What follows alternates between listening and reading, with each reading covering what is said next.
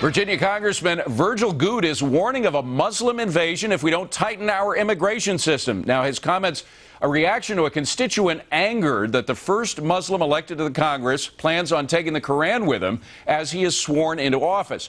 Goode now says it's time to wake up or watch American values just disappear. Lots of folks are angry with those comments that have been on this network today and a lot of other networks. Now, in an exclusive interview, the first time since the uproar began, here is the man, Virgil Goode, Republican from the Commonwealth of Virginia. Congressman, thanks so much for being here. Well, what do you think of all this stuff that you've raised with your comments? Well, when you understand the circumstances in which the situation arose, I'm somewhat surprised. I mailed a letter to hundreds of persons that sent me emails, and then one of the persons that got the letter published it on blogs and in one of the local newspapers, and the story has gathered steam and momentum from that. But they say specifically, Congressman, forgive me for interrupting, but they say that you are anti-Muslim, that you have said things that are anti-constitutional, that are even un-American. Rahm Emanuel, a leading Democrat in Congress, had the following to say when he heard about your comments. Let's play the tape. I am hoping that Congressman Goode gets an opportunity to meet with Keith. And I think if he meets with Keith, he'll see what I saw, a good American with good values of a different faith who's trying to do right by the people he represents.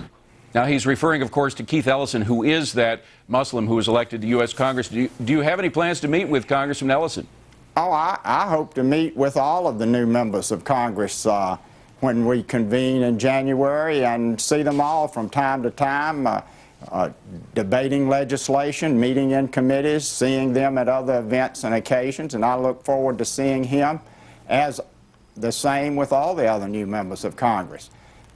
But did you say anything in that letter or in other letters or comments to your constituents that you think, according to Rahm Emanuel, are demonizing Muslims or even un-American, which is what Rahm Emanuel is calling No, I think Mr. Emanuel should closely read my letter. If he reads the letter, then that's his characterization. The letter doesn't say anything the way in which he has characterized it.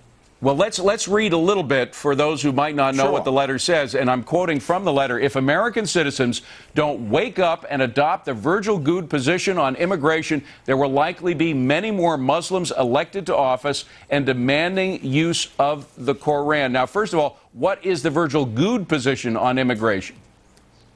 David, I believe we need to totally stop illegal immigration, reduce legal immigration, and do away with diversity visas.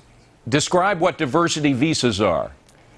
The diversity visa program is one that was instituted about a decade ago to increase the number of visas and immigrants from persons not from the European countries. And the diversity visa program lets in about 50,000 persons per year. They are from different countries, a number from the Middle East. There are also some terrorist states that are included in the diversity visa programs as defined by the Department of State. Right, but Congressman, you do single out people from the Middle East. You say President Clinton has allowed too many people from the Middle East to come to this country. So you do believe there are too many Middle Easterners here now?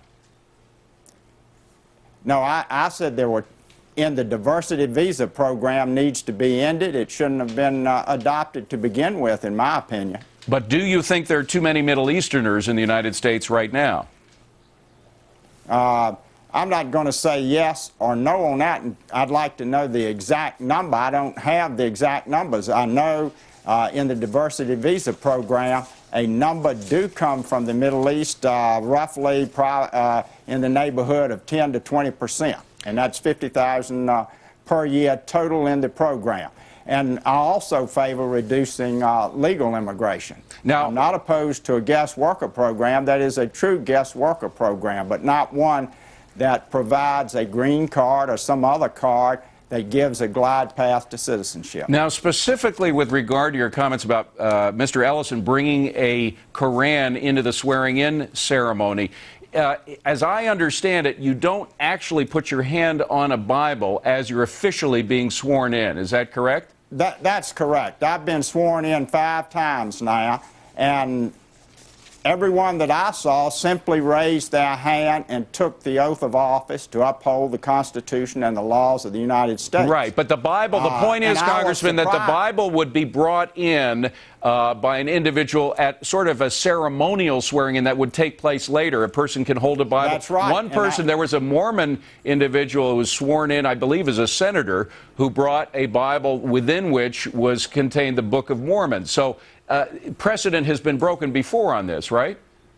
True, and that's not, I didn't say that in my letter. What I said in my letter was that I would be bringing the Bible to the swearing-in letter.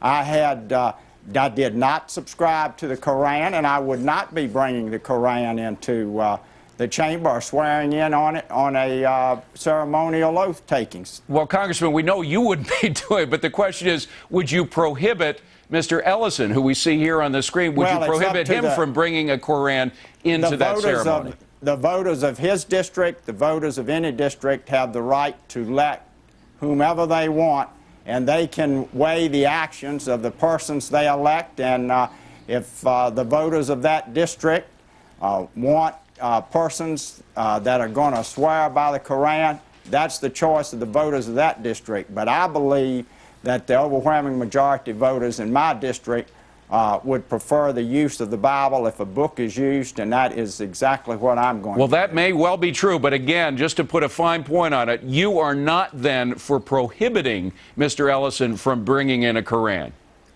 No, but I am for restricting immigration so that we don't have a majority of Muslims elected to the United States House of Representatives. By the way, Mr. Goode, what do the folks in your district tell you about what's been happening with this controversy? I've heard different comments, more comments positive than negative. What do they say? What are some specifics? One lady just told me, she said, I think you are doing the right thing on this. I wish more persons would take a stand and stand up for the principles on which this country was founded. All right. Well, Mr. Virgil Goode, we're glad to have you on our air for your first time and responding to this controversy. We wish you the best. Thanks very much for coming in. Appreciate it. Thank you, David. Well, it is the first day